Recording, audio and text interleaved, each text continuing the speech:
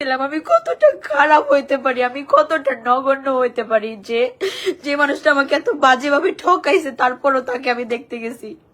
আমি একা একা নিজের ভিতরে এই জিনিসগুলা নিয়ে এতদিন বসেছিলাম। আমি আপনাদেরকে কিছু বলি না।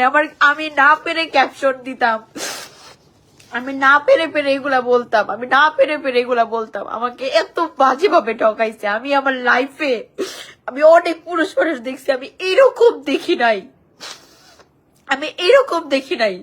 যদি কোন একটা মেয়ে একটা ছেলের প্রতি লয়াল থাকে, ওই ছেলের তো সাত কপালের ভাগ্য যে এখনকার দিনে লয়াল থাকাটা খুবই ডিফিকাল্ট। এখনকার দিনে লয়াল মেয়ে পাওয়া যায় না। তো আমার যখন এত পাস্ট, এত খারাপ কিছু, আমি লয়াল থেকে আমি যদি একটা সংসার পাই, আমি কেন চাইবো না? আমি ওইটা ভেবে আমার সর্বস্ব দিয়ে, আমার মা কতবার বলছে ও তোর এত ঘুরায়, ও তোরে বিয়ে করবে না। আমি বলছি মা উনি ওইরকম না। ওনার মার সাথে আমাকে কথা বলাই দিয়েছে, তুমি এগুলা বইলো না।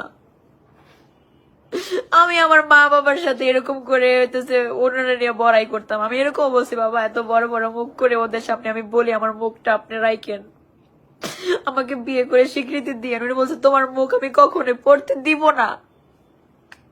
এখন দেখেন আমি লাইভে এসে এরকম কাটাকাটি করে আমি নিজের প্রমাণ দিতেছি। আমি আরো একবার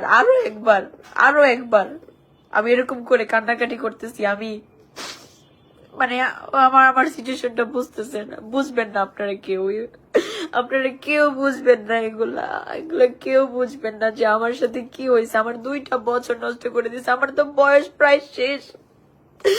আমি সামনের বছর 28 বছর হয়ে যাব। আমার আর কি আছে জীবনে? আমার আর কি আছে জীবনে? আমার ড্রেস আপ চেঞ্জ করছি, আমার লাইফস্টাইল চেঞ্জ করছি, আমি ঘর থেকে বেরোয়া বন্ধ করে দিয়েছি, আমি ঘরের ভিতরে নিজেকে বন্দি করে ফেলছি একটা মানুষের জন্য যে সে আমাকে বিয়ে করবে, আমাকে সংসার দিবে। আর এখন শুনতে পাইছে বিবাহিত, তার বাচ্চা আছে, রানিং আবার 6 মাসের একটা প্রেগনেন্ট।